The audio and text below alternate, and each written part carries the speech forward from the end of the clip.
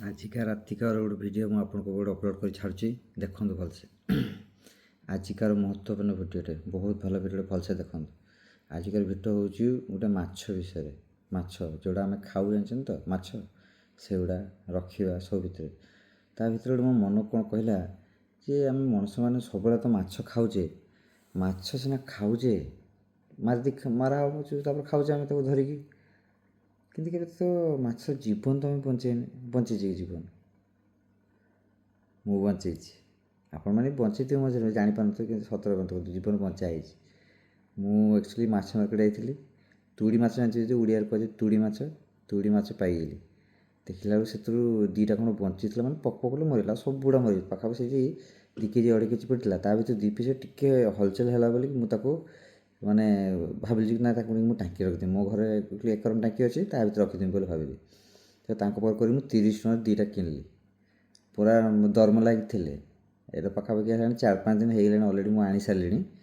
ଆଜି ଦେଖିଲା ବେଳକୁ ଗୋଟେ ଆଶ୍ଚର୍ଯ୍ୟମୟ ଦେଖ, ସେ ତ ପୁରା ରହିଲା 3 ଦିନ ଖଣ୍ଡେ ପୁରା ପାଖାପାଖି ପୁରା ଭିତରେ ରହିଲା। ଆଜି 4 ଦିନ ହେଲା, ମାନେ ସେ ପଥର ଯେଉଁ ଭିତରେ ରହିଲା, ମୁଁ ଦେଖନ୍ତୁ ପୁରା ଡେସ୍କ୍ରାଇବ୍ କରିପାରିବି, ଭଲସେ ଦେଖନ୍ତୁ।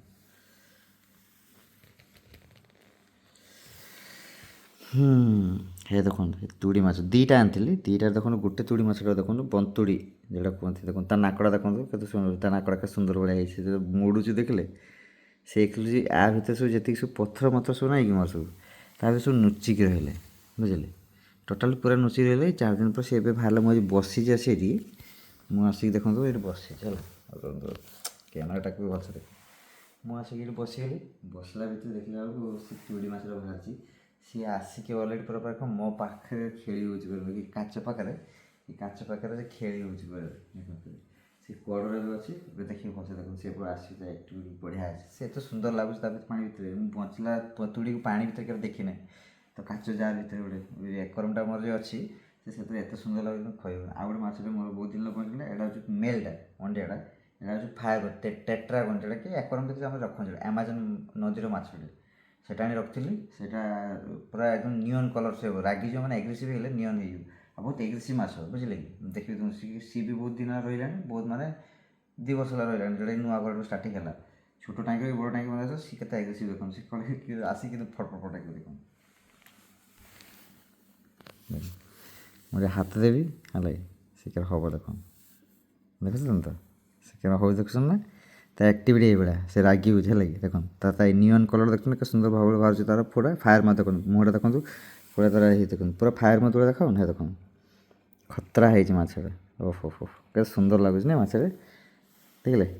ଆଉ ସେ ତୁଡ଼ିଟା କାଢ଼ ହେଲା, ତୁଡ଼ିଟା ବୋଧେ ସେଇ ପଥର ଭିତରେ ଗଳିଛି, ଦେଖନ୍ତୁ ହେ ଦେଖନ୍ତୁ ସିଏ ଗୋଟେ ଅଦ୍ଭୁତ ଲାଗୁନି ମାଛଟେ, ପୁରା କ୍ଲିୟର ଦେଖାଉଛି। ମୁଁ ଦେଖନ୍ତୁ ସେ ବୁଲୁଛି ହେଲା, ଦେଖନ୍ତୁ କେତେ ସୁନ୍ଦର ହେଇଛି ସେ ମାଛଟେ। ଯାହା ହଉ ମୁଁ ଆକୁ ବି ଗୋଟେ ଭାଗ୍ୟ ଥିଲା ବୋଲି ତାକୁ ଦେଖିପାରୁଛି ଗୋଟେ କାଚ ଜାର୍ ଭିତରେ, ହେଲା କି, ଯେ ତୁଡ଼ି ମାଛ କେବଳ ଦେଖାଯାଏ ବୋଲି। କେତେ ସୁନ୍ଦର ଦେଖାଯାଉଛି ସେ ପାଣି ଭିତରେ ବୁଲିଲା ବେଳକୁ, ଆହୁରି ବଢ଼ିଆ ଦେଖାଯାଉଛି, ଝକାସ୍ ଦେଖାଯାଉଛି ପୁରା। ଦେଖନ୍ତୁ ସେ ତ ବୁଲୁଛି, ଆରାମସେ ବୁଲୁଛି, ପୁରା ସବୁଆଡ଼େ ଚାରିଆଡ଼େ ବୁଲୁଛି। ଆହୁରି ଗୋଟେ ଅଛି ଦେଖନ୍ତୁ, ସେ ପଥର ସେ ଏଇ ମୁହଁରେ ଖାଲି ଡୁଙ୍ଗି ଥିବେ, ଦେଖନ୍ତୁ ଏଇଟା ଭଲସେ ଦେଖନ୍ତୁ, ଏଇଟା ଲାଇଟ୍ ଭଲସେ ପଡ଼ୁନାହିଁ ବୋଲି କ୍ଲିୟର ଆସୁନାହିଁ, ନହେଲେ ଦେଖନ୍ତୁ ଏଇ ମାଛଟା ଦେଖିଲେ। ଆଉ ଇଏ ଦେଖନ୍ତୁ କାଲି କେବେ ହେଉଛି, ଦେଖନ୍ତୁ ଖାଲି ମୋ ହାତ ରଖିବେ, ସେ ଖାଲି ପାଗଲା ଭଳିଆ ହେବ ଭାଇ। ସେ ଖାଲି କାମୁଡ଼ି ହେଉଛି, ଖାଲି ଫଟଫଟ ବହୁତ ଏଗ୍ରେସିଭ୍। ତା ଫିମେଲ୍ଟା ବି ଗୋଟେ ଅଛି, ସେ ପଥର ଭିତରେ ଅଛି। ସେ ଅଣ୍ଡା ଦେବେ, ସେ ନିଜେ ଖାଇଦେବେ, 2 ଜଣ ଯାକ ସବୁ ନିଜେ ଖାଇଦେବେ, ସବୁ ମାଛ ସବୁ ଖାଇଦେବେ। ସେବେ ମୁଁ କିଛି କେୟାର କରୁନି, ଯାହା ରହିଛ ରୁହ। ଦେଖନ୍ତୁ କଲର୍ଟା ବହୁତ ସୁନ୍ଦର ହେଇନି, କଲର୍ଟା ପୁରା ଝକାସ୍ ଭଳିଆ ସୁନ୍ଦର ଅଛି, ମସ୍ତ ହେଇଛି ନି। ଏଇଟା ରହିଲା ବ୍ଲୁ ଗୁରାମି, ତା ପଛରେ ରହିଲା ହେଉଛି ସିଲଭର ସାର୍କ। ଏଇଟା ଯେଉଁଟା ହେଉଛି ସେଇଟା ହେଉଛି ସିଲଭର ସାର୍କ, ତା ନାଁ ଦିଆହେଇଛି। ଏଇ ତୁଡ଼ି ଯେଟା ଦେଖନ୍ତୁ କଥାବାର୍ତ୍ତା ହେଉଛନ୍ତି, କହୁଛନ୍ତି ଯାହା ହଉ ଏଇ ମଣିଷଟା ଆମକୁ ବଞ୍ଚେଇଥିଲା, ଆମେ ନହେଲେ ସେଇଠି ମରିଯାଇଥାନ୍ତେ, ଆଉ ଟିକେ ପରେ ଲୋକମାନେ ଆମକୁ ନେଇକି ଭାଜିକି ଖାଇଥାନ୍ତେ, ବୁଝିଲେ, ତାଙ୍କୁ ନେଇକି ବଞ୍ଚେଇଲି ମୁଁ। ତ ସେମାନେ ମୋତେ ଶୁକ୍ରିୟା ଆଦାୟ କରୁଛନ୍ତି, ମାନେ ମୋତେ ମେହସୁସ୍ ହେଲା ବୋଲି। ସେଇ ଏଇ ଯେ ମାଛଟା, ଏଇ ଯେ ଫାର୍ଷ୍ଟ ଅଛି, ସେଇ ସବୁବେଳେ ଆସେ ପାଖକୁ, ସେଇ ଆଜି ଆସିକି ମାନେ ମୋ ଫାର୍ମରେ ପୁରା ହଲଚଲ ହେଉଥିଲା, ମାନେ ବଢ଼ୁছে। এইটা তো পুরো পাগলা ভଳିଆ ହେଉଛି, ଏଇଟା କାହିଁ ଏରকম ହେଉଛି रे बाबा, काहे को ऐसा हो रहा है तू, तेरे को तो मैं टैंक में डाला हूँ ना, पानी में तेरा जीवन तो मिल रहा है ना, फिर काहे को ऐसा हो रहा है रे बाबा। ऐसा नहीं होने का, खाने का, पीने का, पानी के अंदर पूरा घूमने का, मज़ा लेने का। समझा ना? नहीं समझा? ऐसा गुस्सा मत हो रे भाई। ऐसा गुस्सा क्या ही को होता है? अरे अरे अरे, रुक रुक रुक रुक रुक बाबा।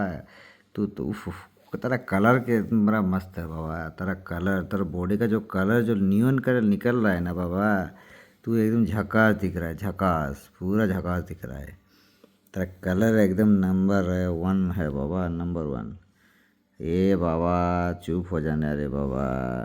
ଓକେ ଦେଖିଲେ ମାଛଗୁଡ଼ା ସବୁ ହେଲା। ଆଉ ତ ତୁଳିଗୁଡ଼ା ଦେଖିଛନ୍ତି, ମୁଁ ତୁଳିଗୁଡ଼ା ଦେଖନ୍ତୁ, ତୁଳିଗୁଡ଼ା କେତେ ସୁନ୍ଦର ଗୁଡ଼ା ହେଇଛି ହେଲା କି। ଆଉ ମୁଁ ପୁରା ଟାଙ୍କିଟା ଦେଖନ୍ତୁ, ଟାଙ୍କିଟା ମୁଁ ଦେଖନ୍ତୁ, ଏଇଗୁଡ଼ା ସଜେଇଛି ମୁଁ, ଦେଖିଲେ ଦେଖନ୍ତୁ। ଏ ପଥରଗୁଡ଼ା ସବୁ ଯେଉଁ ବ୍ଲକ୍ କରିଛି, ବ୍ଲକ୍ କରିଦେଲେ ଯଦି ମୁଁ ଗଲି କରୁଛି ମାନେ ୱାଟରଫଲ୍ ଜାଗାରେ ଗଲି କିମ୍ବା ମାଉଣ୍ଟେନ୍ ଜାଗାରେ ଗଲି, ସେଗୁଡ଼ା ସବୁ କଲେକ୍ଟ କରେ ସବୁ ଏଇ ପଥରଗୁଡ଼ା ସବୁ। ଏ ତ ଏଇ ପଥରଗୁଡ଼ା ସବୁ କଲେକ୍ଟ କରି ନେଇକି ଆସିଥିଲି ମୁଁ, ସେଇଠି ପଥର ଅଛି ଦେଖନ୍ତୁ, ଦେଖିଲେ খুব সুন্দর হয়েছে না? ভিডিওটা ভালো লাগলে লাইক করবে, সবসক্রাইব করবে, কমেন্ট করবে। তুড়ি মাছ দেখরে, তুড়ি মাছ, তুড়ি মাছ, তুড়ি মাছ। আরে বাবা তোতে দেখি পরে দেখুন পথর পাখରେ ସେ ଯେଉଁ ଗଲାବେଳକୁ ସେ ମାଛଟା ଆହୁରି ସୁନ୍ଦର ଲାଗୁଛି ନି। ଦେଖନ୍ତୁ କେତେ ସୁନ୍ଦର ଭାବରେ ଦେଖାଯାଉଛି। ଟାଙ୍କି ଭିତରେ ତୁଳି ମାଛଟା ଗୋଟେ ଅଦ୍ଭୁତ ଭଳିଆ ଦେଖାଯାଉଛି, ବହୁତ ଅଦ୍ଭୁତ ଭଳିଆ। ଯାହା ହଉ ମୁଁ ଭାଗ୍ୟ ଥିଲା ତୋତେ ରଖିପାରିଲି ଆଉ ରହିଲୁ। ତା ନାକଟା କେବେ ତ ପୁରା ଟଁ ଟଁ ହେଉଛି ଖାଲି। ହଉ ହଉ ହଉ, ଚାଲ ଚାଲ ରଖିବା ରଖିବା, ଚାଲ ଏତିକି ଭିଡ଼ିଓ କଲେ ଆଉ କେତେବେଳେ ଭିଡ଼ିଓ କଲେ ଦେଖିବି। ଜୟ ଜଗନ୍ନାଥ, ସମସ୍ତେ ଖୁସି ରୁହନ୍ତୁ, ସମସ୍ତେ ଖୁସି ଦିଅନ୍ତୁ।